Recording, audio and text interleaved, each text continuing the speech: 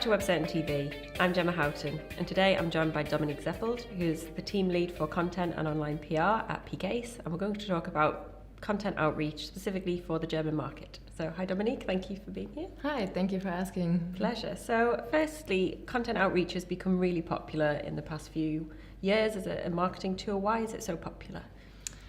Well, I think it's so popular because, as you know, almost everybody is publishing content on the internet. So bloggers have their blogs, their vlogs. Companies have also their blogs, and the magazines and all the private persons also have their user-generated content on the social networks. Yeah. And so we have a flood with content. And that's why it's really, really important to reach a target group via content outreach. And there are some benefits for doing outreach more than reaching the target group. So it's the next benefit is that you can build up a really good relationship with a target group, and also can get in an exchange with industry experts and find out future trends. Yeah, so it's not just about sharing your content, it's also about building relationships and getting information back. Exactly, yes. And then what do you think are the main pitfalls that can lead to a content outreach campaign being unsuccessful, especially in the German market? Mm-hmm. The main pitfall would be, per se, not doing outreach. But when you do outreach, the biggest mistake you can do is to send out mass emails and use the templates. Mm-hmm. So the really most important thing is to customize all your mails, your calls, and to do your homework. So you have to know your target group, you have to know what kind of content is written on the target website. Is it more text-based, and which kind of content formats are linked back to? Mm-hmm. So do your research, understand exactly who you're targeting, and make sure that they understand that you're targeting them specifically, not just... Yes, of course. Before we're doing the outreach for the target group, we do a really well research and take a look at the website of the target group. So what kind of backlinks do they have? What kind of content? What is the style of the text? And do they have also infographics? Can they implement some interactive content? Is it possible? Is the blog wide enough? And stuff like that. Yeah. So it's quite in depth. It's not just simply saying, oh, they publish content. It goes beyond that. Yeah. And are there any key characteristics that you find particularly in the German market when it comes to the manner in which you approach people to publish content and begin building that relationship? Mm-hmm.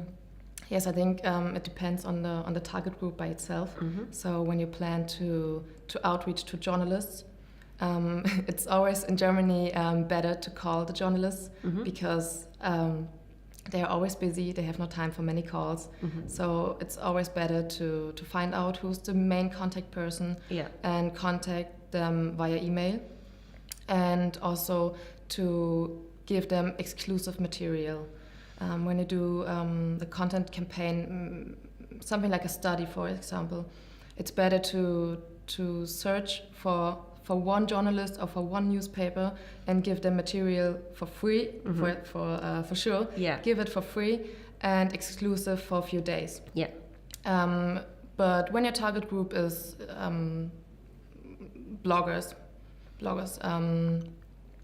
it's very important that you contact bloggers, you have a relationship with them. Yeah. Because almost every company have many relationships or mm-hmm. cooperations with bloggers. Yeah. So they're getting emails the whole day. Yeah. That's why it's so important to build up a real relationship before you contact them with your campaign. Yes. So what kind of steps do you take when you're starting a new relationship? If you're going to, you don't want to go straight in and say, please, will you publish this? How do you build that relationship? Yeah, we have to first contact with the blogger via email, mm-hmm. and say something about the blog by itself. So, hey, I read your content. I read your last article about cooking the best soup. Or something like that. And we have tried out the same in our office to build the personal relationship with them. not directly talk about your campaign. Yeah. And then the second step could be to ask about their feedback for one of our content campaigns. So the keyword here is the pre-outreach, because in this case, we would show to the bloggers or to the target group that their opinion counts. Yeah. Yes, that's so it's very important to make them feel like you value their opinion, that you're not just using them to promote your content. Yes. So you mentioned, which makes sense, if you're targeting a journalist, you want to give them exclusive access to the content. So how do you approach that? Because obviously you need to make sure that content does get published, and if maybe that journalist won't do it, you would want to go to somebody else. So how long do you wait before you would then approach somebody else? How do you make that that work so that you don't end up with a great piece of work that nobody gets to see? We at first we do a list. We collect some journalists which could be interested, and maybe we already did some outreach with. So we decide to contact maybe 1 or 2 journalists, ask them, and then we will wait just 1 day or 2 days. Yeah. And if there is no feedback or response, we will ask another one. Yeah. Because we are losing time. Exactly. And as you know, we have a strict go live date with our content campaigns, and there's no time to lose. Yeah. So if it's not journalists, if it's maybe bloggers, you would perhaps then offer multiple bloggers the same content. Is that a problem, or is that no problem because they will all cover it in a different way? This depends on the content format. So when we have or a static infographic, which could be interesting for a wide target group, there's no problem when several blogs will publish it. Yeah. But a good option or alternative is to include bloggers into the content.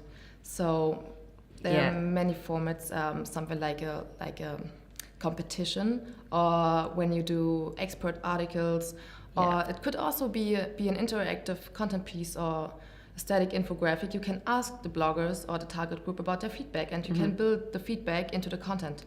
Yeah. Yes. And then, of course, if somebody's mentioned, they're going to much more likely to share it. Exactly. They're much more likely to share it and to publish it. Yeah.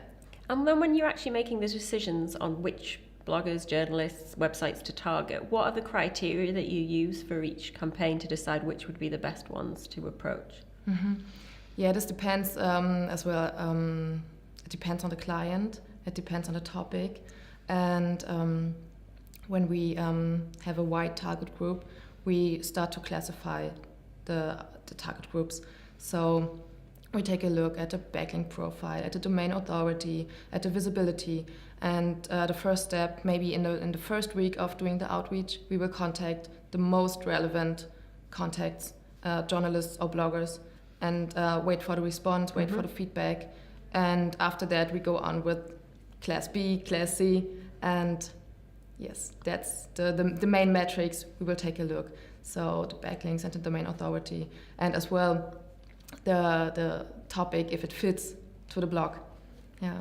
Once you've made those approaches and you've maybe got some responses to say, yes, we will publish the content, what are the next steps that you take in the process? So the most important step is to take a look about the online activity. So bloggers actually know how to implement the content, but maybe when your target group are hospitals, for example, they don't know how to use an embed code or to implement the infographic or the interactive map or stuff like that. So the next step would be to ask if we should have a call to explain how we can go on, how they can implement the content, or also tell them about the security part, for example, because in Germany we have so many privacy laws. Yes, there are the topic about the image laws, so it's really important to tell them about it, about the image laws, that they can use our infographic, our interactive map, which is in an iframe, that they can embed it with an embed code.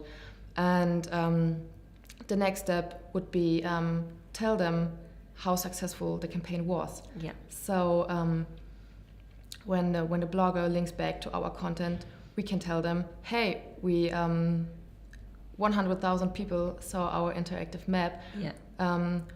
What do you think about be part of our next content piece? Yeah.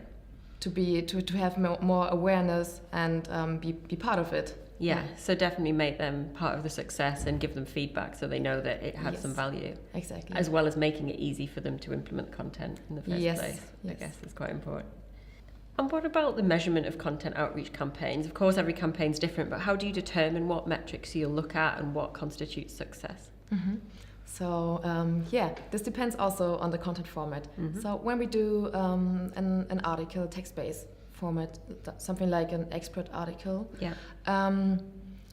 there we take a look at the authority of the expert by itself. Mm-hmm. This is the most important thing. It's not important to have the biggest domain authority or the best backlink profile or the best visibility, because here the focus is on getting a high quality content for the users. Yeah. But when we do an interactive content piece and we just want to promote it, then the focus is on the website, which should link back to us. So there the main metrics are the visibility, the backlink profile, and the domain authority as well. Mm-hmm. And then how do what makes you decide that a content campaign has been successful? What does that look like, success? Mm-hmm. The main goal is to get backlinks for the most content campaigns. Mm-hmm. But besides to the backlinks, we have also the brand awareness and the traffic and the download rate and stuff like that. But when our goal is to generate backlinks, we set up a plan at the beginning of the content campaign and measure the time. Okay, we have now 2 months to create a content campaign and to promote it. Then our goal is to at least generate maybe 10 backlinks or stuff like that. Yeah. And it's really, really important to decide before starting the content campaign what your goal is. Yeah. So just to finish off, what would you give as your couple of really top tips for any business, any marketer that's going to conduct an outreach campaign in Germany? Mm-hmm. The most important thing is to do the pre-outreach, because you can ask at the earliest state of the process of the content campaign. You can ask them for feedback. You can ask about the technical things, and you can ask about the topic. So is the topic relevant for the target group? Maybe when the topic is really specific, they can give you some tips. Hey, could you do this content campaign a bit more in this direction or more in this direction? Because at the moment we are more interested in topics like fashion, for example. So the fashion bloggers are more into the topic than us. So maybe they can give you some really good tips about it. And that's why I think the pre-outreach is really, really important when you do bigger campaigns, because big campaigns always mean tons of money and tons of time. So when you validate it on the bloggers, you get reliable feedback, and that could save you money and time. So this is my best tip is doing the pre-outreach, and also when you do the normal outreach. So for promoting your content, it's important to classify your target groups and give exclusive material to journalists when you want to get big media and backlinks from big newspapers and news magazines. Great. Yes.